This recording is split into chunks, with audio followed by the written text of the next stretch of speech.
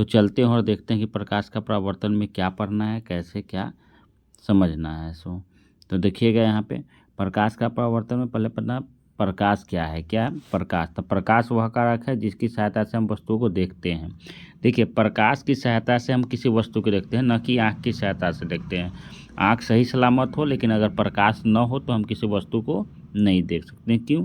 क्योंकि हम अगर प्रकाश किसी वस्तु पर पड़ती है तो उस वस्तु पर से उसका जो लाइट है हमारे आँख पे बनता है, इसलिए हम उस वस्तु को देख पाते हैं। यह बात आपको स्पष्ट हो गई।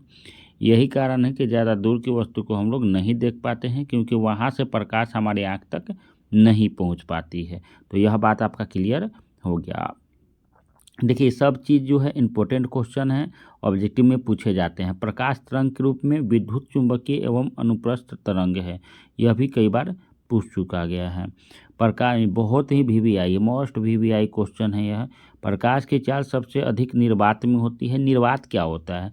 तो देखिए, निर्वात जहाँ हवा भी नहीं हो, जहाँ हवा भी न हो उसे निर्वात कहते हैं। इसमें क्या होती है प्रकाश की चाल? तो 3×10⁸ मीटर पर सेकेंड होती है। तो इसको आप याद रखिएगा, ये बहुत बार पूछ चुका है और बहुत ही क्या है, इम्पोर्टेंट है। तो प्रकाश की चाल सबसे अधिक कहाँ होती है? निर्वात में। निर्वात क्या होता है? जहाँ हवा भी ना हो उसे हम लोग निर्वात कहते हैं। इसका स्पीड क्या होता है वहाँ? 3×10⁸ मीटर पर सेकेंड होता है। तो आगे चलते हैं हम लोग। देखिए, यही प्रकाश के परावर्तन का यही आपका चित्र है। यहाँ पे यही आपका चित्र है, यह आपका दिखाया गया है चित्र। और यह प्रकाश आ रही है और यहाँ से यह जा रही है। यह एक अभिलंब है, तो यहाँ दो कोण बनाएगी, एक आपतन कोण और एक परावर्तन कोण। आपतित किरण से बना आपतन कोण और परावर्तित किरण से बना परावर्तन कोण। हमेशा याद रखिए, आपतन कोण और परावर्तन कोण आपस में बराबर होता है। ये परावर्तक सतह है। क्या है? परावर्तक सतह है। तो इस तरह से आपको समझ में आ गया कि इसमें क्या कैसे होता है। तो आगे बढ़ते हैं। आगे है आपका,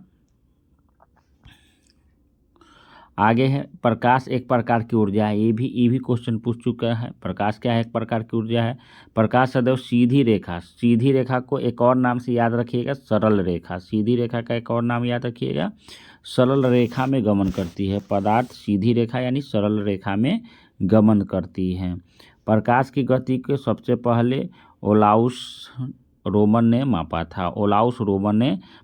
था। सूर्य के प्रकाश को पृथ्वी तक पहुंचने में लगभग 8 मिनट 16 सेकेंड लगता है। बहुत ही इंपॉर्टेंट है। सूर्य के प्रकाश को पृथ्वी तक पहुंचने में कितना समय लगता है? 8 मिनट 16 सेकेंड। तो आगे बढ़ते हैं हम लोग और देखते हैं नेक्स्ट। तो अगला है आपका, प्रकाश की चाल सबसे अधिक गैस यानी कि निर्वात के बाद, अगर हम पदार्थ की बात करें तो सबसे गैस के बाद द्रव में और फिर ठोस में होता है। लेकिन सबसे ज़्यादा किस में होता है? निर्वात में। कितना? तो 3×10⁸ मीटर पर सेकेंड। इस बात को आप याद रखिएगा। आगे की ओर हम लोग बढ़ते हैं। तो आगे क्या है, आगे देख लेते हैं। आगे है प्रकाश की चाल ध्वनि की चाल की विपरीत होती है। तो प्रकाश की चाल सबसे ज़्यादा किस में होती है? निर्वात में, और सबसे कम ठोस में। लेकिन ध्वनि की चाल उससे उल्टा, ध्वनि की चाल सबसे कम कहाँ होती है? तो निर्वात में, क्योंकि ध्वनि को एक माध्यम की जरूरत पड़ती है और ध्वनि की सबसे ज़्यादा स्पीड कहाँ रहती है? तो ठोस में रहती है। इस बात को आप याद रखिए, बहुत इंपॉर्टेंट है। प्रकाश और ध्वनि एक दूसरे के विपरीत है अगर चाल की बात किया जाए। आगे है क्वेश्चन आपका, जिस वस्तु से प्रकाश निकलता है उसे प्रकाश स्रोत कहा जाता है।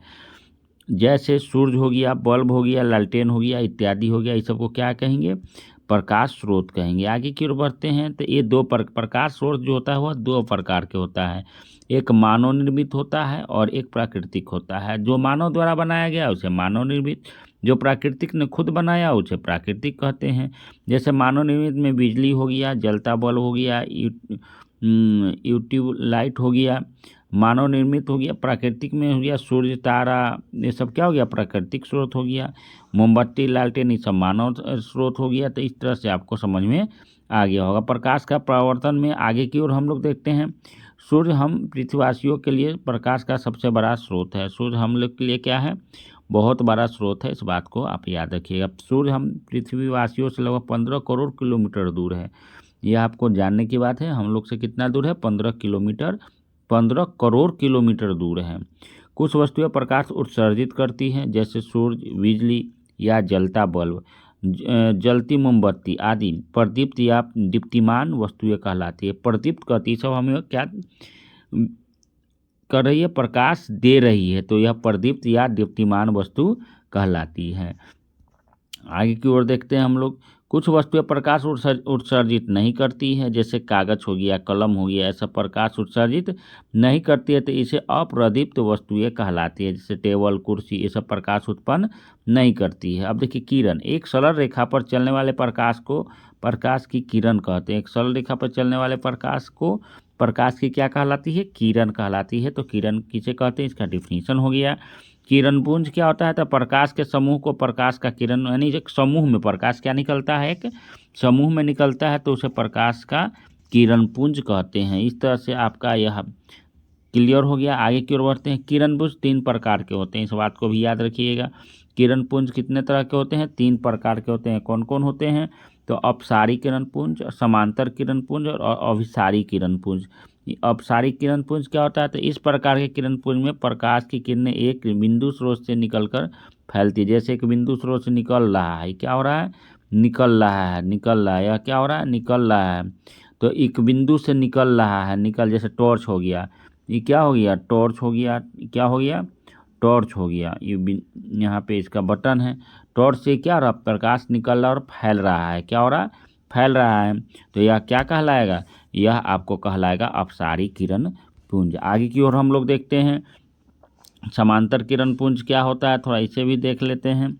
समांतर किरण पुंज ऐसे किरण पुंज में प्रकाश की किरणें एक दूसरे के समांतर होती है। जैसे यहाँ से इस समांतर होती है, क्या होती है, समांतर होती है। बहुत अधिक दूरी पर स्थित प्रकाश स्रोत के आते किरण पुंज को समांतर किरण पुंज कहते हैं। जैसे सूर्य से आने वाली किरण पुंज को हम लोग समांतर किरण पुंज कहेंगे, यानी बीच का। समांतर रेखा हम लोग जानते हैं, मैथ में पढ़े हैं कि क्या होता है। आगे देखते हैं अभिसारी किरण पुंज। इस प्रकार की किरण पुंज में प्रकाश की किरणें एक दूसरे पर आके मिलती है। जैसे यहाँ देखो, यहाँ एक बिंदु है, यहाँ से प्रकाश आके इसी पे मिल रही है। प्रकाश क्या हो रहा है, आके इसी पे मिल रही है, तो एरो का चिन्ह इधर हो जाएगा। प्रकाश आके इसी पे क्या हो रही है, मिल रही है, तो इसको हम लोग क्या कहेंगे, अभिसारी किरण पुंज कहेंगे। तो उम्मीद करते हैं कि यह सारी चीज़ आपको समझ में आ गया होगा। प्रकाश का परिकिरण क्या होता है, तो प्रकाश जब सूक्ष्म कणों पर पड़ता है तो कण उन पर पड़ने वाले प्रकाश कुछ ऊर्जा को अवशोषित कर लेते हैं, तो चारों ओर वितरित कर देते हैं। तो इस प्रक्रिया को प्रकाश का परिकिरण कहा जाता है। इस तरह से आपको आज का वीडियो यहीं पे हम समाप्त करते हैं। इसका दूसरा भाग हम बहुत जल्द ही लेके आएंगे। तब तक यदि यह वीडियो आपको अच्छी लगी हो तो इसे लाइक, सब्सक्राइब और शेयर ज़रूर कर दें। सब्सक्राइब करना ना भूलें और इस वीडियो को अच्छे से दोस्तों के बीच पहुंचा दें। ऑब्जेक्टिव क्वेश्चन भी इसका हम डालेंगे और बहुत सारे अभी जीके का ऑब्जेक्टिव क्वेश्चन डाला गया हुआ है, तो वहाँ पे आप जाके विजिट करें चैनल को और वहाँ से देख लें। धन्यवाद।